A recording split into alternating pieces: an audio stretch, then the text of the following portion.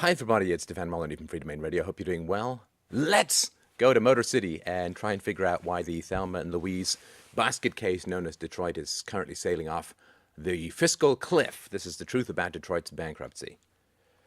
Ooh, let's look at the crater, the smoking crater known as Detroit's finances. So, estimated 18 to 20 billion dollars in debt and unfunded liabilities. That's about 25,000 to 28.5 for every man, woman, and child in Detroit, or about 18 times to 20 times the existing budget. It's almost $3 billion in general government debt, $5.9 billion in Detroit Water and Sewage Department debt, $3.5 billion in unfunded pension liabilities, $5.7 billion in unfunded retiree health care liabilities, and they owe money to more than 100,000 creditors. Recently offered about 10 cents on the dollar, but was not allowed to. Over 23,500 city retirees are presently in danger of losing their benefits, and bondholders may be left with only pennies on the dollar. The majority of Detroit's debt is accounted for by public sector salaries and pensions. 38% of the city's present budget is being spent on legacy costs, such as pensions and debt services. So it's not really providing services to existing city residents, but rather pensions to retired. This is a common factor, and we're going to talk about this at the end of the presentation. This is monstrous and everywhere. Just look at CalPERS in California. It's the same kind of deal. Politicians don't want public sector workers going on strike, and so instead of offering them raises in the here and now, which would require that they borrow, pay taxes, so I guess they don't have the individual ability to print money like the monopoly generating, type whatever you want into your bank account, Federal Reserve. So instead of offering them raises in the here and now, which they'd have to fund, they offer them very generous health and pension retirement benefits way down the road, 20, 30 years down the road. Hey, look, we're not even going to be in office anymore. Let's promise them whatever we want, whatever they want 30 years down the road. And this is all coming home to roost now, which is really quite tragic. Okay, what has happened to the population? Well, it's been a kind of slow disintegrating neutron bomb in Detroit, the decline of the car industry, evaporation of manufacturing jobs, high tax rates, deplorable public schools, and increasing crime rates have led to many families moving away, families of a particular race, which we will talk about in a sec. Did you know at one point Detroit was the fourth largest city, and with Motown about the third loudest in the United States? But over the course of the last 60 years, the population has decreased by about 61%. Really quite astounding. So almost 2 million people in 1950, down to 700,000 today, of which about 9 are working. So since just the year 2000, over the last 13 years, the population has fallen by 28%. Fraction of Detroit's revenues, a graph here, going to debt, pensions, and retiree health care. It goes from 30% up to 27%. 2017 is estimated to about 65% of the revenues going to people who aren't even working or providing services anymore. Completely unsustainable, and is going to collapse the American economy. Detroit population, the slide to nowhere. From 1.8 million and change in 1950, 700,000 now, or as of 2012. So it recently filed for Chapter 9 bankruptcy protection in federal court. That has been denied. It is becoming the largest bankruptcy in the history of the United States, certainly the largest public sector bankruptcy. Municipal bankruptcy is fairly infrequent compared to the 1.2 million personal and business bankruptcies filed in 2012. So, including Detroit, there have only been 36 bankruptcies since 2010. Before that, pretty rare. And no municipal bankruptcy has ever resulted in involuntary cuts to retiree benefits.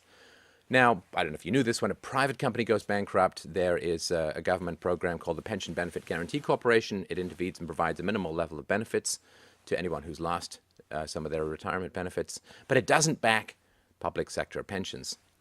So there have been a few such Chapter 9 cases since the Bankruptcy Act was amended in 1934 to include municipalities, but there's not a lot of precedent, and because there's so many creditors in Detroit, it's going to be quite a complicated technical wrangle going ahead. On the plus side, at least we have a legal system which incentivizes lawyers to minimize expenses and time consumed. No, wait. Sorry, opposite land got me again. Now, this is a domino. This is going to be the first of many big bankruptcies. Chicago's in a similar situation. Unfunded pension liabilities are the storm clouds gathering that are going to strike dead the economic productivity of all major cities in the West. And eventually, it's going to wind its way up the courts. Supreme Court's likely to be involved in how to deal with this kind of stuff. Now, there's a legal and judicial battle underway attempting to block the bankruptcy from proceeding right now. That has succeeded. It's the retirees who don't want this bankruptcy to proceed because they don't want to not get paid their retirement benefits. So, I mean, the legality is, I guess, vaguely interesting for those of you who like those Gordian knots of interfeeding lawyer sharks, but the reality is no amount of lawyers can change the fundamental mathematics that Detroit is insolvent. No amount of circling lawyers hurling briefs at each other is going to change mathematics. Now, when a company goes bankrupt in Chapter 11, it gets restructured, right? The board gets fired usually, people move in, and the whole company gets restructured. But in Chapter 9, this doesn't happen. So you can wipe out some debt, but the underlying issues of corruption and mismanagement and shrinking population and unfunded liabilities are going to remain. So just something to notice. So let's look at the employment situation. Oh, my Lord. 1950 to 2011. Of course, the population has shrunk completely. What has really happened is there were about almost 300,000 manufacturing jobs in Detroit. Ask your grandparents. You used to make a lot of cars there. Now there are less than 27,000. And, is it the $1,500 per car that is required to pay off the union thugs? I don't know. Is it increased health and safety regulations, environmental regulations, which are kind of misnamed? Just a bunch of government controlling bureaucrats strangling all entrepreneurs and productivity in the economy. Did you know that if federal regulations had remained the same, and it wasn't like the economy was unregulated in 1949, if federal regulations had remained the same, America would be many times richer now. Instead of having a GDP of $15 trillion a year, it'd be about $53 trillion a year. Isn't that astounding? With 3 to 4 times the amount of wealth, would you not be able to solve pretty much all environmental and poverty-related problems? Of course we would. But we handed our power over to the government, and look what happened. So even between December 2000 and December 2010, 48% of the manufacturing jobs in the state of Michigan were lost. The unemployment rate, while down from a peak of 27.8% in the summer of 2009 when General Motors and the Chrysler Group were going through their own bankruptcies, it's still at 16.3%, nearly twice Michigan's statewide average. So the unemployment rate has gone down, but is that just because people are leaving? It's like, I bet you there were far fewer rats on the Titanic just before it went down, but that doesn't mean that they'd solved their rat problem. So employment in Detroit, as you can see, just collapsing down from 2000 to 2013. Unemployment rate way up, and then down slightly, of course, partly because of the Fed's endless bloating stimulus, blood-burning package of fiat currency injections into the economy. Oh, catastrophic. In 1960, the city of Detroit had the highest per capita income in the entire nation. And not a lot of people know this. In the post-war period in America, in a mere 14 years, the poverty rate was cut in half. Then the welfare state came in and the decline stopped. We had to solve problems of poverty, or at least involuntary poverty. Could have been solved generations ago. But again, we turned our power over to the state, and look what happened. The average per capita income in the U.S. currently is $42,693. In Michigan, $37,497. In Detroit, $15,261. What a slow multi-generational rot has occurred there. Nationwide poverty rate for the U.S. is 12.6%, pretty much exactly where it was when the welfare programs came in the 1960s. In Michigan, it's 12%. Citywide poverty rate of Detroit, 36.16%. Shocking, astounding, catastrophic. In Detroit, over 116,000 children live in poverty. This represents 60% of Detroit's total child population. 27% of the city's total pop. It's a 64% increase, 64.7 to be precise, increase in child poverty within the city since 1999. Just horrendous. With catastrophic economies come catastrophically high taxes, almost inevitably. Detroit charges twice as much tax per capita as its neighbor cities. Its tax rates are at or near state maximums. This just encourages, of course, more people to leave. The same thing that happened with the late Roman Empire. They could only tax in cities, drove all the young people out of cities, which meant there were fewer young people, particularly, of course, young men, to conscript into the military, which meant they had to pay for mercenaries to maintain the empire, which meant they had to raise taxes even more in the cities, just driving more people, meaning they had to hire more mercenaries. Eventually, they couldn't pay their mercenaries. Their mercenaries came and sacked Rome, and it depopulated from over 1 million to about 19,000 within less than a generation, and we had 1,000 years of the Dark Ages. Yay! Something to look forward to. These high taxes don't generate even close enough revenue to cover the city's bills. Detroit has accumulated $700 million in deficits over the last 7 years. They cover it by borrowing. The annual revenues are about $1.1 billion. Of course, it spends almost 40% of its revenue on servicing those liabilities, or just paying interest on the debt. By 2017, this will be 65%, and of course, it spends a massive percentage of its income paying people who aren't working anymore. So not really much left for things like, running lights, filling potholes, or sending emergency services out in less than an hour. Property taxes have plummeted in Detroit. The funds now comprise 13% of general fund revenues compared to 48 to 77% in other cities. Money from the state and federal government normally makes up the remainder in most cities. Of course, the state and federal governments have no money. I love it when they say that the government is paying something. Nope. The government is stealing from other people, usually the unborn in the form of debt, usually from the poor in terms of the inflation caused by fiat currency printing, or in raising taxes. They have no money. Government has no money. Government is a revolving door of guns and butter. Detroit has the highest property taxes among big cities nationwide and relies on assessments that are seriously inflated. Many homes are presently assessed at more than 10 times their current market value. I was reading about a guy. His house is actually worth about $35,000. He paid over $5,000 in property taxes because the city rated it so high. Shrinking group of neighborhoods are relied upon to pay the bulk of the bills. General Motors, DTE Energy, Chrysler Group, Marathon Petroleum, and 3 local casinos paid almost 20% of all collected property taxes. Now, let's say you're in Detroit and you say, hey, property tax assessment, way too high. My house isn't worth that much at all. Well, you can come and ask them to reassess it, and we'll get into why that's such a challenge in a moment. Nearly half of Detroit's 305,000 properties just didn't pay their property taxes. Oh, what a shame. And over 30% are also delinquent on their 2011 bills. Of course, the people in the houses say, wait a minute, I'm not getting any services. The schools are crap, the lights are broken, potholes, no emergency services, the firefighters don't come or can't even use their ladders, so why should I pay my bills? An estimated $131 million in property taxes and fees have gone uncollected, 12% of Detroit's general budget. I mean, that's not going to put much of a dent in $18 to $20 billion worth of debt, but it's worth mentioning. 77 blocks had only one owner who paid taxes last year. Detroit's delinquencies in taxes are so common, many owners have been permitted to keep their property even without paying taxes. Because it's even worse, if they flee, then the city has to take over the properties and all of the associated liabilities. They ignored about 40,000 delinquent properties last year and will overlook an estimated 36,000 this year. And one of the ways that you can escape your property tax bill is to abandon your property and then buy it back from the city.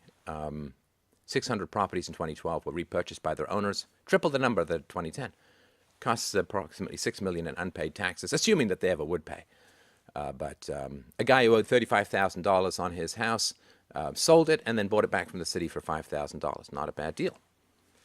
So if you want to get a reassessment of your property because it's valued too high, you can, the Detroit department that assesses properties is also under heavy criticism for waste and corruption. Its 2 top officers work only 2 days a week, and each makes more than $100,000 per year. The Pac-Man that eats the future. Detroit property taxes due and paid 2011, 68% collected and almost 32% delinquent. I mean, it's a little hard for a city that doesn't pay its bills to demand that you pay your bills, right? Education, oh my Lord. This is one of the reasons why it's become such a smoking crater, is that it's really hard to lure businesses to a city where half the population is functionally illiterate. So the annual nationwide teacher salary is $56,000 and change. Michigan teacher salary $63,000. In Detroit, the average teacher salary is $71,000 and change. Nationwide, America spends, or rather taxpayers and the future children sold off to the international banksters, pay $10,469 per student each year. In Michigan, it's $12,500 and change. In Detroit, total educational expenditures per student, $14,659. Now, for those of you who understand how the government works, does more spending result in higher quality, or does more spending result in lower quality? If you guessed the first, please go back and study your libertarian economics. Whenever the government spends more, you get lower quality. Detroit spends 40% more per student in educational expenditures each year and pays teachers 26% more than the nationwide average. What are the results? Dum dum dum. Let's see. Only 7% of the 8th grade students are grade level proficient or better in reading. If that wasn't bad enough, only 4% scored highly enough to be rated proficient or better in math. It is at least some consolation that those who are on the city council running the budget are actually 0% proficient in math based upon what they've been doing for the last, say, 50 or 60 years. In 2009, Detroit Public Schools posted the worst scores on record in a test of students in large central U.S. cities. In 2012, the nationwide high school graduation rate was 78%. Detroit's high school graduation rate was 65%. But at least they were graduating with between 3 and 7% proficiency in math and English. In 2012, the nationwide dropout rate was 3.4%. Detroit's high school dropout rate was 19%. Secretary of Education Arne Duncan has referred to Detroit as ground zero for education in this country.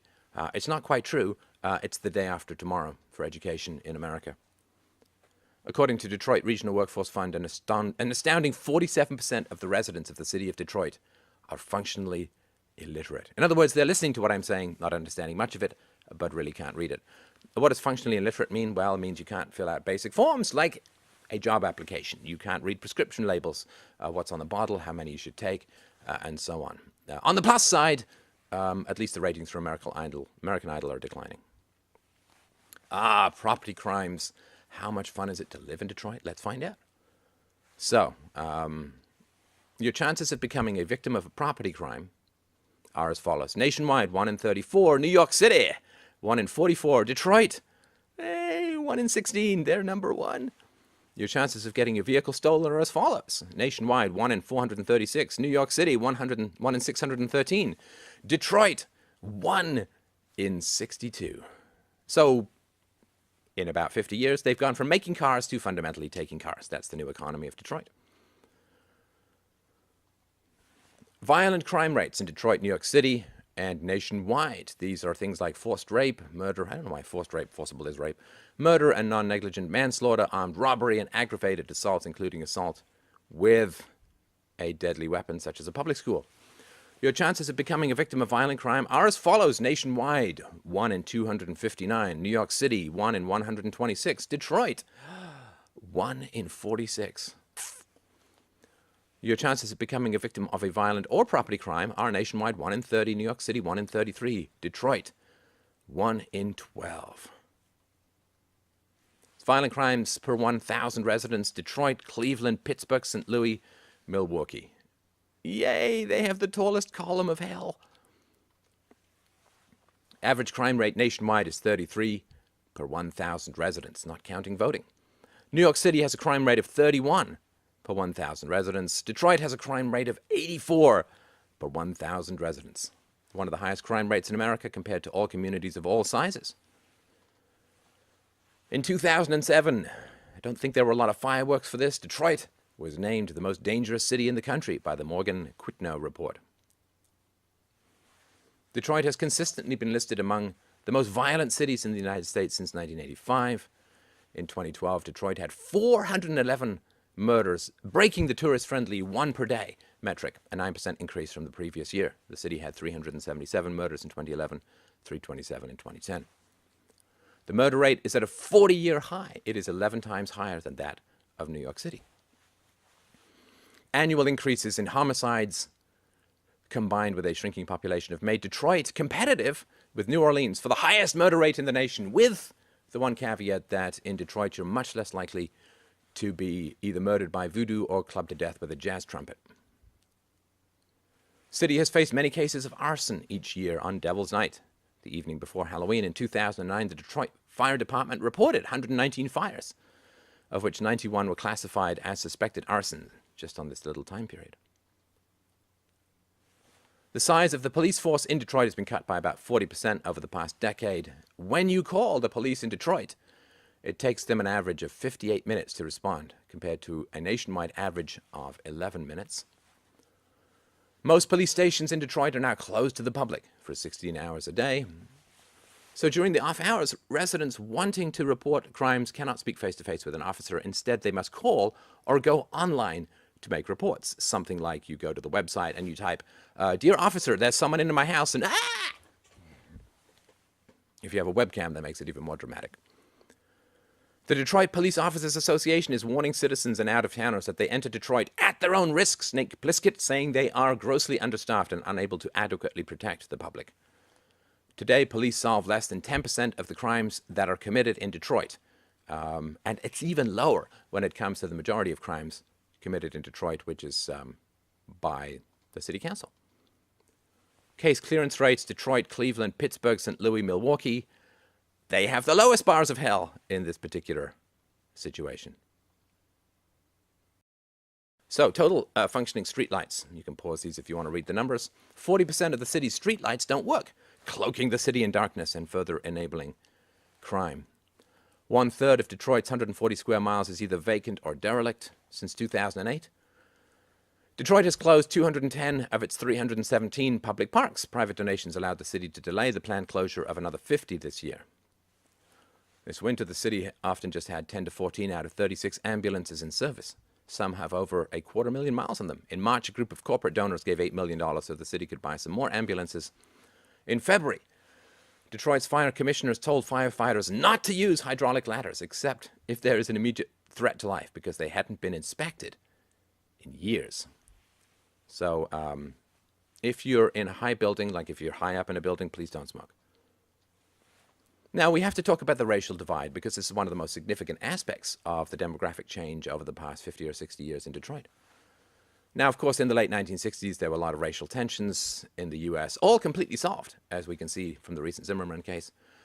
So in Detroit in summer of 1967, about the worst race riot the country had ever seen, one of the most violent urban revolts of the 20th century, and lots of factors, of course, political, economic, and social factors: growing police abuse, economic inequality, black militancy, lack of affordable housing, urban renewal projects, and so on. Rapid demographic change.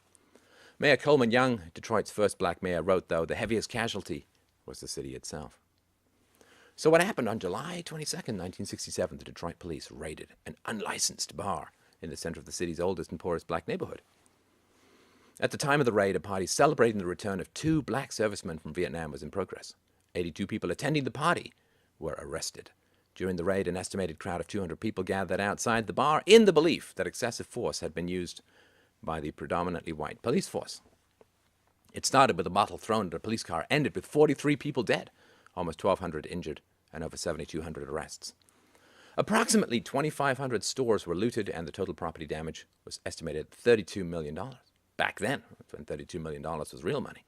Because, when you're being oppressed by the man, the best way to solve it is with a free TV. Until the April 1968 riots following the death of Dr. Martin Luther King, the Detroit race riot stood as the largest urban uprising of the 1960s. So prior to the riots, Detroit had seen what had come to be known, or what's now known as white flight, or the mass movement of whites, especially middle-class whites, from neighborhoods undergoing racial integration. During the 1950s, the white population of Detroit declined by 23%. Correspondingly, the percentage of non-whites rose from 16.1 to 29.1%. In sheer numbers, the black population of Detroit increased from 303,000 to 487,000 during that decade. By 1967, the black population of Detroit stood at an estimated 40% of the total population. And some of the neighborhoods were more affected by white flight than others. The 12th Street neighborhood, where rioting began in 1967. In this neighborhood, in 1940, the area was almost completely white, 98.7%. By 1950, the area was 37.2 non-white. By 1960, only 3.8% of the area's residents were white. So almost a complete reversal in just 20 years. I mean, that's really, really quite astounding.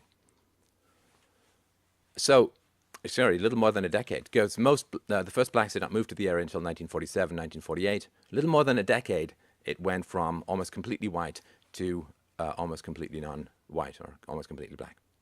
Let's look at some of these numbers. So, the darks represent the minorities, and the dark colors here, and the whites represent the whites. So this is 1950. You can see here 1960, 1980, 1970 is missing, and 1990 and 2000. So that's really quite an astonishing increase. This is 2010.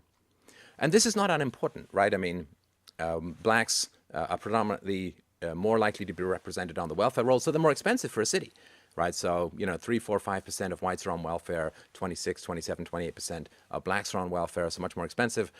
Blacks generally, for a variety of reasons, have a lower income and therefore pay fewer taxes. Blacks are, black youths in particular are 10 times more likely to commit a violent crime than whites and Hispanic youths combined, and therefore more expensive to patrol, to police, and so on.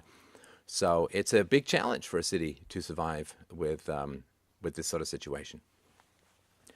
And it's not, fundamentally, I understand, it's not a black issue. It's a socialism issue. Socialism doesn't work. The amount of money that the Detroit City Council spent on these ridiculous boondoggles trying to stimulate economy, the amount of tax breaks they gave to people who ended up taking money from the city but never actually developing any businesses. It's just socialism. There weren't a lot of blacks in the Soviet Union. And that collapsed because communism doesn't work. Extreme socialism doesn't work. So socialism fundamentally doesn't work. It is, of course, primarily a Democratic party in state, local, and national elections. According to a study released in the Bay Area City for Voting Research, Detroit is the most liberal large city in America, measuring only the percentage of city residents who voted for the Democratic Party. A Democratic Party, the history of it, a pretty racist party, for some reason gets the allegiance of blacks. Beginning with its incorporation in 1802, Detroit has had a total of 74 mayors. Last mayor from the Republican Party was Louis Miriani, who served from 1957 to 1962. So Detroit elected its first black mayor, Coleman Young, in 1973. He had a 20-year term as Detroit's mayor. Tenure remains pretty controversial. He is credited with integrating the municipal workforce and reforming the police departments, but its administration oversaw a large number of scandals. And he is frequently accused of having stoked the fires of racial divide for his own political gain. Again, thank goodness that doesn't happen anymore. So Mayor Coleman Young's ally, William L. Hart, served for 15 years as Detroit police chief before being indicted and convicted for stealing $1.3 million in undercover police funds. Sentenced to 10 years imprisonment and ordered to pay back the money. Deputy Chief of Police Kenneth Weiner, no relationship to the Don't Tweet Your Meat Weiner in New York, also a close associate of Young, was charged and convicted in a separate case involving investment fraud and stealing $1.3 million from the same fund. Charles Beckham, the city worker and sewage director, was convicted in 1984 of taking a bribe for a sludge handling contract. It is heavily speculated that he took the fall from Mayor Young, who'd also been named in association with the investigation. Young's third term was marred by 2 federal investigations that grew out of his efforts to direct city businesses to black-owned companies. He underwent 6 federal investigations throughout his tenure, but he was never charged with the crime, to be fair. All right, so let's talk about the big picture here. Detroit is a foreshadow. It is the day after tomorrow for U.S. cities and U.S. economy as a whole. Municipalities are increasingly confronted with how to pay for promised pensions and legacy costs. The Pew Center for the States in Washington estimated states' public pension plans across the U.S. are underfunded by a whopping $1.4 trillion, or were in 2010. That's almost 10% of the entire U.S. economy. Chicago recently had its credit rating downgraded because of a $19 billion unfunded pension liability that the rating service Moody's puts closer to $36 billion. Detroit, $18 to $20 billion in debt. Chicago has almost twice that just in unfunded pension liability. So this is promises made to pensioners that the governments have not put money aside for. And the governments, of course, they estimate, we're going to get 6, 7, 8% return on investment, which means they have to put less money aside. That would actually be illegal for a private sector pension. You couldn't guess that much. And since the recent financial collapse starting in 2008, you can't possibly get even close to that much. So it's even worse. Cincinnati's general obligation bonds were also recently downgraded, citing budgetary pressure from pension contributions. In Baltimore, budget shortfalls are expected to run $745 million over 10 years, largely because of a growth in pension costs. The Pew Center recently released a survey showing that 61 of the nation's largest cities had a gap of more than $217 billion in unfunded pension and healthcare liabilities. Now, it's hard to imagine anything but massive cuts in the future for these unfunded liabilities. The financial resources are simply not there, but still we dream that somehow math is not a noose slowly tightening around our future.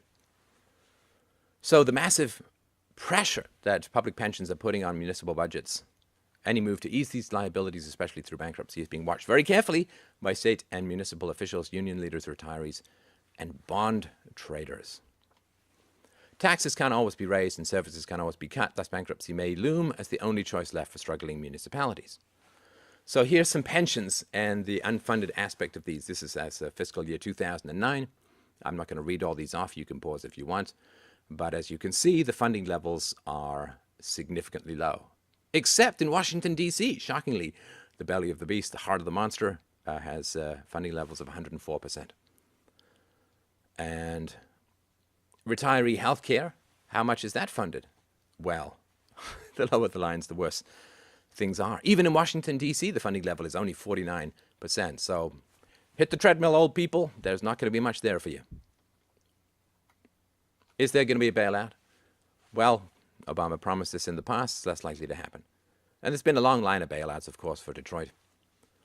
So in the last 5 years, under the veil of quantitative easing, which is really the diarrhea of fiat currency, 1, 2, and 3, hundreds of billions of dollars have been given to banks and other financial institutions that were deemed too big to fail. Is Detroit, with its population of 700,000, also too big to fail?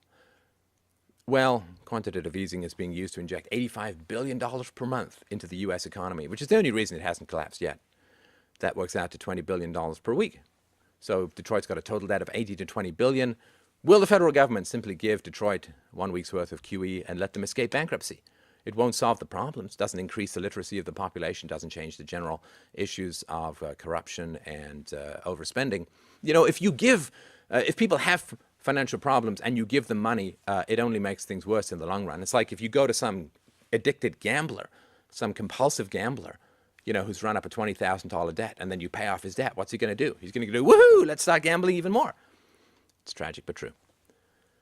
When talking about the GM and Chrysler bailouts of 08-09, President Obama did say that he refused to let Detroit go bankrupt. Oh, what a megalomaniac. I mean, to even say that I refuse to let Detroit, oh, well, send them a check, President Obama, with your own money. If you want to know what the future of the U.S. is going to look like, this is one of the reasons why we're looking at the city of Detroit. It's not just the U.S., it's all over the West. Look at the real numbers. According to official numbers, which means lies rubber stamped by the authority of the state, the U.S. national debt is close to $17 trillion. The U.S. population is 310 million. So $53,000 of debt for every man, woman, and child in the United States. That figure is an estimated $30,000 higher per person than that of Detroit. If Detroit's debt of $25,700 to $28,500 was enough to put Detroit into bankruptcy, is the national debt of $53,000 per person enough to put the U.S. into bankruptcy? That being said, there is, to put it as nicely as possible, substantial doubt as to whether the true size of the national debt in the U.S. is only $17 trillion. John Williams, no relationship to the composer, at shadowstats.com calculated that the real national debt is actually an estimated $85 trillion. I shaved my head so that I could start to talk about these numbers with my little finger in my mouth. If John Williams' estimate is to be divided by the 310 million population of the U.S., $275,000 of debt for every man, woman, and child in the United States. That figure is an estimated 10 times higher per person debt than that of Detroit. Is that enough? Could a nationwide debt that is proportionally 10 times higher than Detroit's cause a national bankruptcy? Of course it will. It's inevitable. To make things even worse, the Congressional Budget Office has calculated that when including present unfunded liabilities, so these are promises that the government has made that they don't have enough money to pay for in the future, the national debt is about $202 trillion. Mad. And that's about $650,000 for every man, woman, and child in the United States. So if you count those people who are on welfare, those people who are retired, those people who aren't working, those people who are children, those people who are in school, those people who've given up looking for work, those people who are unemployed, I think in the U.S. it's you, and that's about it. You two are totally going to get it in the shorts.